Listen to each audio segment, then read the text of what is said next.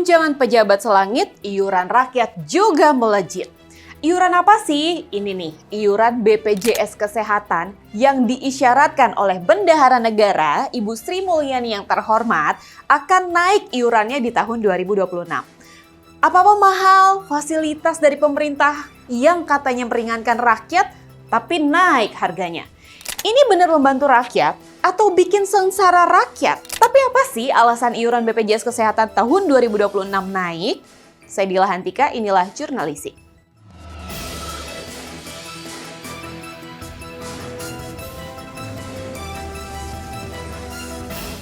Pemerintah beri sinyal nih kawan inilah kalau akan ada penyesuaian iuran BPJS Kesehatan pada tahun 2026. Kalau katanya Bu Sri Mulyani, langkah ini untuk menjaga keberlanjutan program Jaminan Kesehatan Nasional atau JKN. Kalau ditanya ke dirutnya ya, dirut BPJS Kesehatan soal iuran yang naik itu dilempar loh.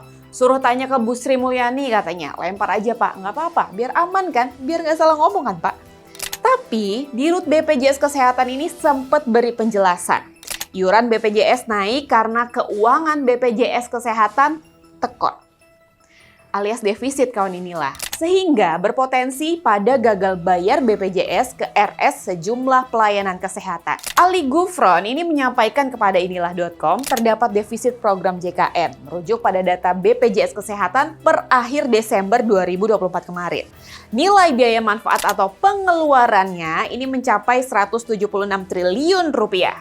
Sementara penerimaan iurannya ini berkisar 160 triliun rupiah. Artinya nilai defisit berkisar sekitar 16 triliun rupiah. Selisih yang cukup besar kawan inilah. Menkes juga bilang kawan inilah, kalau udah dapat restu dari Presiden Prabowo Subianto kalau tahun 2026 iuran BPJS naik. Naikin aja apa semua, gak apa-apa kok. Naikin aja.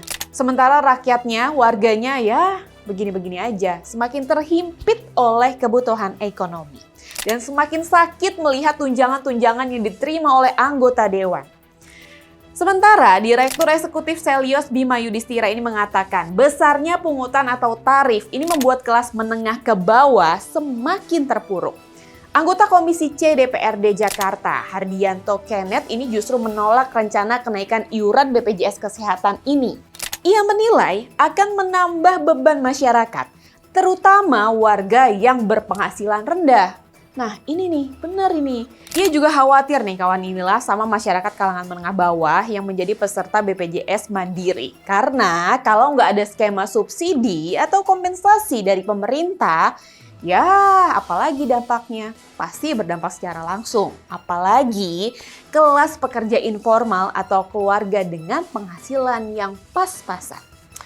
Duh, kalau ngomongin BPJS Kesehatan ya inilah asli greget banget. Seharusnya benerin dulu pelayanannya, baru naikin tarifnya. Gak cuma BPJS Kesehatan aja, BPJS Ketenagakerjaan juga. Hello! Ini lama banget loh pelayanannya.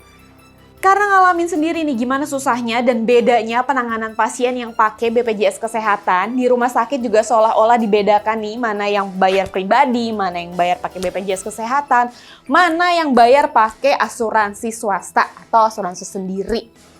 Kalau ngomongin pelayanan publik di Indonesia, aduh lama deh. Pertanyaannya ya, kalau iuran naik, pelayanannya ini meningkat nggak? Karena di lapangan yang tadi saya bilang, pelayanan BPJS lama banget penanganannya dan memang serumit itu kawan inilah. Netizen juga bersuara nih soal iuran BPJS Kesehatan yang mau naik ini. Netizen bilang iuran naik tapi pelayanan nggak ada upgrade-nya. Nah kan, bener kan? Memang ini pelayanan itu jadi masalah ya di semua wilayah.